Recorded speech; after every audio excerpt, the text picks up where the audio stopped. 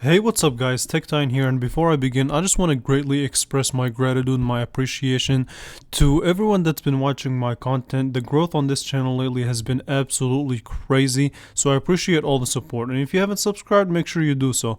So basically in today's video, I'm going to be playing the Devil's Advocate, where I talk about the things that I like about the 2023 Moto G 5G.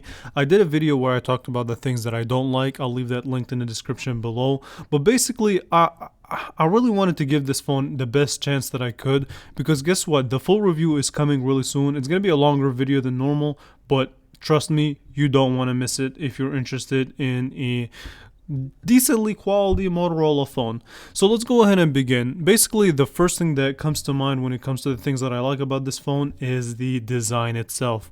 Now, the design is such a subjective topic, right? Not everyone's going to be agreeing with me when it comes to this point, but I really think that Motorola went back kind of to the drawing board and actually made the design look more premium, if I would say so myself, than previous generation.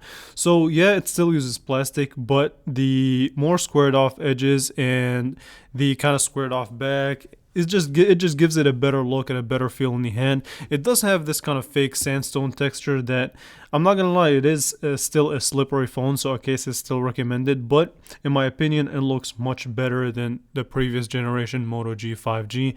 And as far as the button layouts, I talked about it in the things that I don't like about this video, but the fingerprint sensor is surprisingly quick for a phone at this price point. Alright, so the next point that I want to bring up is kind of the display. And I'm not talking about the resolution. Trust me, the resolution is not something that I would want to talk about in a video like this. Again, check out the video in the description for the things that I don't like about this phone. But basically, two things that make this display not as bad as the resolution may make it out to be. So the first thing first is the fact that this phone does support a 90 Hz refresh panel. The second fact is that while the resolution is not there, the display is still a quality display as far as color calibration and just the way that it looks in general. And one of the things that I liked about it is the speaker itself as well. So listen to the speaker. 5G. So before we begin, I want to thank you all so much for watching, and if you haven't subscribed to the channel, make sure you go ahead and do so. More content is in the works and it's coming really soon. So the speaker on this phone is genuinely solid, one of the best that you can get for a phone at this price point. So definitely the speaker combine that with a 90 Hz refresh rate and actually a quality display, while the resolution doesn't match it, still is a fair display to just go ahead and enjoy your watching experience if you watch a lot of content. So the next topic of conversation is definitely going to be the camera itself.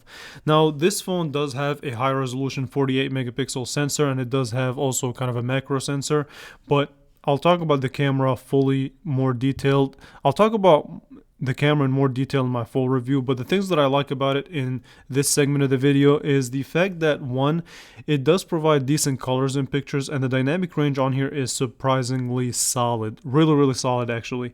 The colors and the sharpness and detail is there thanks to that 48 megapixel sensor. And one of the things that I want to also discuss is the ease of use of the camera app itself. So it's very fast at taking pictures, very quick at taking video, and easy to switch and navigate between the kind of the layout between the software of the camera app. So definitely gets a thumbs up from me in that regard. Now, the other thing that I want to discuss about the things that I like about this phone is definitely the battery life itself. So this phone does have a 5000 milliamp hour battery, and I think the fact that it only supports up to 720p panel kind of helps out the battery life, also takes it to the next level in my opinion. So battery life on here was excellent to say the least, which means that playing games and browsing through social media and doing everything that you do on a phone will just last longer than a normal phone that has a 5000 milliamp hour battery but is pushing a higher resolution display. So that's also something to keep in mind. Also, one of the things that I like about this phone is definitely the price point.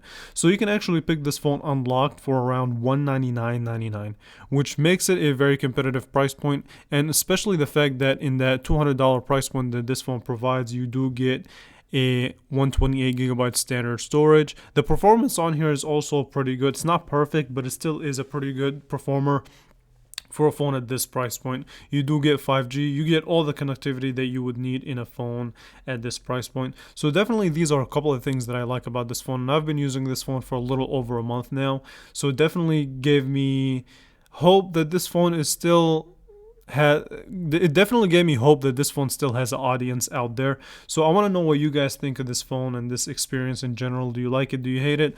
Leave it in the description below. I'll definitely read your guys' comments and implement them in my full review. Make sure you subscribe, and I will catch you guys in the next one. Thank you all for watching.